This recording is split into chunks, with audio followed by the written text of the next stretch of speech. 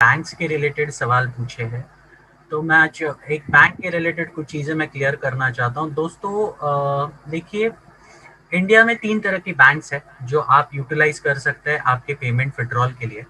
अभी काफ़ी सारे बैंक जो नेशनलाइज बैंक है, अभी गवर्नमेंट ने काफ़ी सारे बैंक्स को मर्ज कर दिया है। तो मैं आपको एक बेसिक लिस्ट देता हूँ बैंक्स का, जिसको नेशनलाइज बैंक में कंसिडर किया जाता है। तो उसमें से पहला है state bank of India, no doubt. Bank of Baroda, bank of India, bank of Maharashtra, Canara bank, central bank of India, Indian bank, Indian overseas bank, Punjab and Sindh bank, Punjab national bank, UCO bank and union bank of India. ये सारे जितने भी banks मैंने अभी जिनके नाम कहे, ये सारे नेशनलाइज बैंक्स में आते हैं। ओके, अब दूसरी आती है जिनको बोलते हैं प्राइवेट बैंक्स। अब प्राइवेट बैंक्स के अगर हम नाम देखेंगे तो है Axis bank, Bandhan bank, CS bank, City Union bank, DCB bank, Dhanlaxmi bank, Federal bank, HDFC bank, ICICI bank, IDBI bank, IDFC bank, industrial bank, JNK bank, Karnataka bank, Karur Vysya bank, Kotak Mahindra bank, Nainital bank, RBL bank, South Indian bank, Tamil Nadu mercantile bank और Yes bank. ये सारे जितने भी bank, ये नाम जो दिए मैंने, ये सारे प्राइवेट सेक्टर में आते हैं।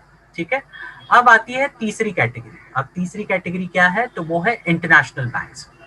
और इंटरनेशनल बैंक्स में कुछ नाम अगर मैं दूं तो पहला है सिटी बैंक है, दूसरा है एचएसबीसी इंडिया बैंक, तीसरा है डुएश बैंक, उसके बाद है रॉयल बैंक ऑफ स्कॉटलैंड, उसके बाद है डीबीएस बैंक, उसके बाद है Barclays bank, bank of America, bank of Bahrain and Kuwait, Doha bank.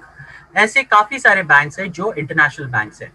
आप इन तीनों में से किसी भी इसमें अकाउंट है आपका, अगर नहीं है तो आप खोल लीजिए इन तीनों में से कोई भी सेक्टर में, आइदर वो इंडिया के नेशनलाइज बैंक में, प्राइवेट सेक्टर बैंक्स में, या फिर इंटरनेशनल बैंक्स में, जो मल्टीनेशनल्स भी होते हैं, इंटरनेशनल बैंक्स, उन पे आप तीनों में से किसी भी सेक्टर्स के बैंक में आप अकाउंट खोल सकते हैं, क्योंकि ये ही 3 सेक्टर्स के बैंक है जो आपको एक वैलिड स्विफ्ट कोड प्रोवाइड कर सकता है।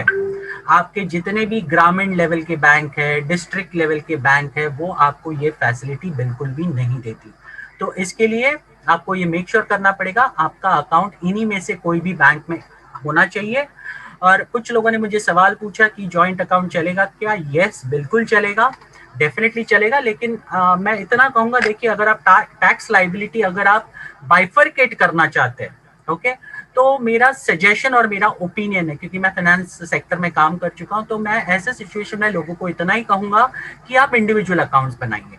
और अभी तो एक सबसे अच्छा एडवांटेज है कि अगर आपको बहुत सारे काफी सारे बैंक्स हैं, आपको एक फैसिलिटी देती है, आप खुद के नाम पर करंट अकाउंट खोल सकते हैं। ओके, अगर जो भी आपका नाम हो उस नाम पर आप करंट अकाउंट खोल सकते हैं और उसमें भी आप पैसा ले सकते हो। ओके, तो ये एक एडवांटेज आप ले सकते हो, जिसके माध्यम से आप एक्सपेंसेस दिखाकर काफी सारा टैक्स भी बचा सकते हो। और वो आपका जो भी सीए होगा, आप उससे बात कीजिए इसके बारे में, वो आपको बता देगा डिटेल में।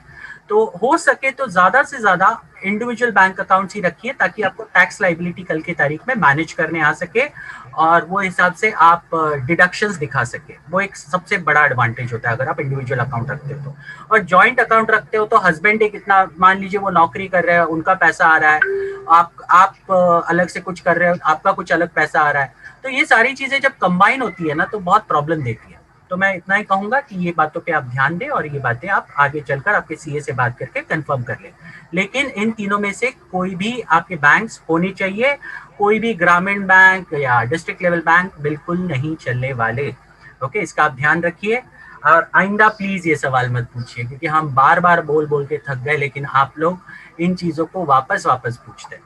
Thank you.